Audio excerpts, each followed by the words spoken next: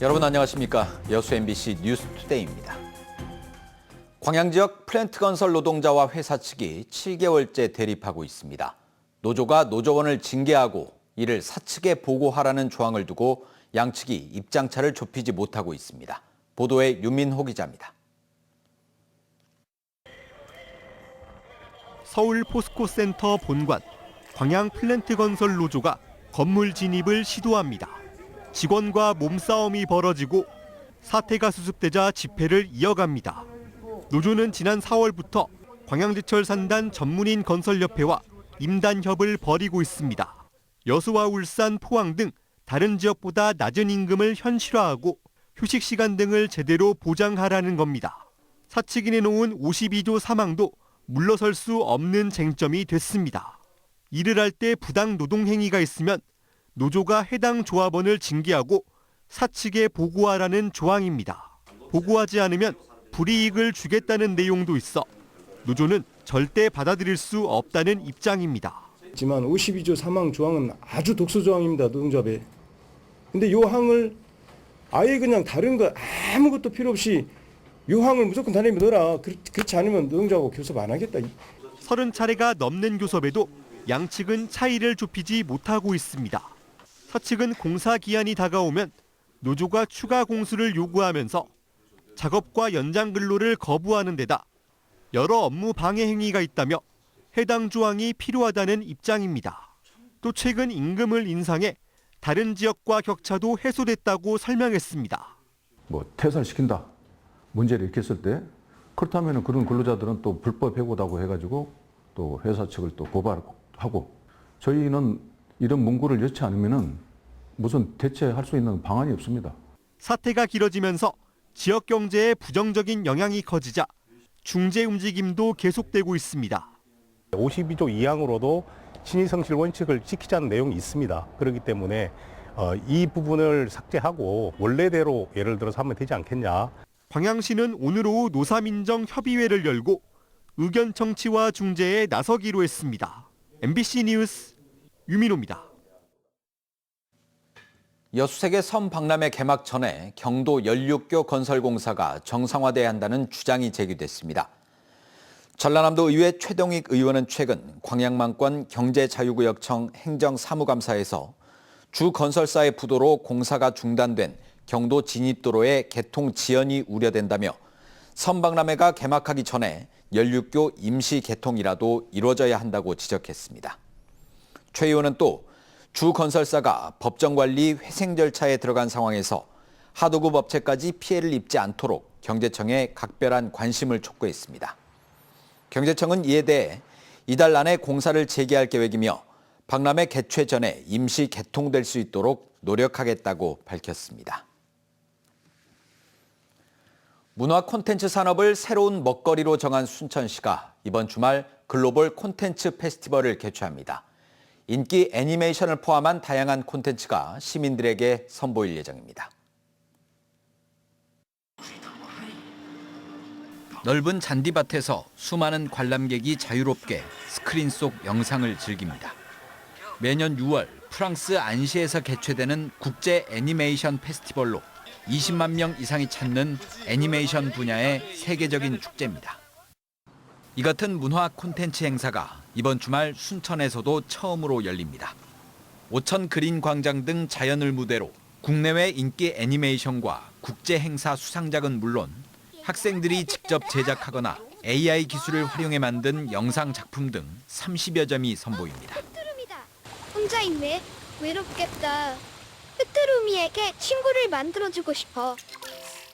이와 함께 미생과 이끼 등으로 잘 알려진 윤태호 작가와 픽사 출신의 에릭 오 감독이 참여하는 토크 콘서트도 관심을 끌고 있습니다.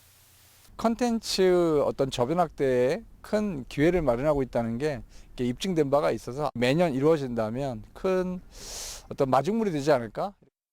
이번 행사에는 투자 유치와 정보 공유를 위해 국내외 콘텐츠 업체 50여 곳이 참여합니다. 순천시는 애니메이션 클러스터 추진 계획 등을 강조하며 기업 유치에 나설 계획입니다. 기업, 학생, 작가들이 같이 모일 수 있는 그런 도시가 되길 지금 꿈꾸고 있고요. 이 저변이 갖춰진다면 그 문화 도시의 많은 혜택을 시민들이 오롯이 좀 같이 체감하고 느낄 수 있도록. 한편 사흘로 예정됐던 행사 기간은 날씨를 고려해 이틀로 축소됐고 2천여 대가 투입되는 대규모 드론쇼는 3일 저녁으로 연기됐습니다. 순천시는 행사 마지막 날 문화산업의 메카로 도약하기 위한 새로운 도시 비전을 선포할 계획입니다. MBC 뉴스 문형철입니다. 한국 미술계의 큰 별이죠. 고 청경자 화백의 탄생 100주년 특별전이 고향인 고흥에서 열립니다. 행사를 앞두고 전국 곳곳에 흩어져 있던 작품들이 한 곳에 모였는데 대표 작품들을 김단비 기자가 소개합니다. 푸른 장미를 꽂은 보랏빛 셔츠를 입고 담배를 입에 문 여성. 스멀거리는 담배 연기와 또아리를 튼 것 마냥 말아올린 머리는 뱀을 연상하게 합니다. 여성의 주체성을 강조한 고 천경자 화백의 대표 작품 탱고가 흐르는 환혼입니다. 또 천화백이 해외여행을 하며 유화로 그린 누드화 파리 시절은 70년 만에 처음으로 대중에게 공개되는 작품입니다. 독창적이다. 남이 하는 것을 따라 한 적이 없습니다. 뭐든지 본인이 그리고 싶은 것을 그렸고 꿋꿋이 본인의 예술 정신을 지켜오신 분이죠. 고흥 출신 천화백의 탄생 100주년을 맞아 열리는 특별전에서는 채색화와 드로잉을 포함한 120여 점이 전시됩니다. 이 중에는 그동안 전시되지 않았던 작품과 유품도 대거 포함됐습니다. 또 연계 전시로 천화백에게서 영감을 받은 80명의 청년 작가 작품과 국제적인 비디오 예술가 이인환 작가의 미디어 아트도 감상할 수 있습니다. 고흥구는 이번 기념 전시를 시작으로 청경자 예술길을 지정하는 등 천화백을 고흥 대표 문화자산으로 승화시킬 계획입니다. 천화백의 학풍의 작가들이 작품 활동을 할 수 있는 공간을 활용하기 위해 생가 인근 주택을 매입 추진 중에 있습니다.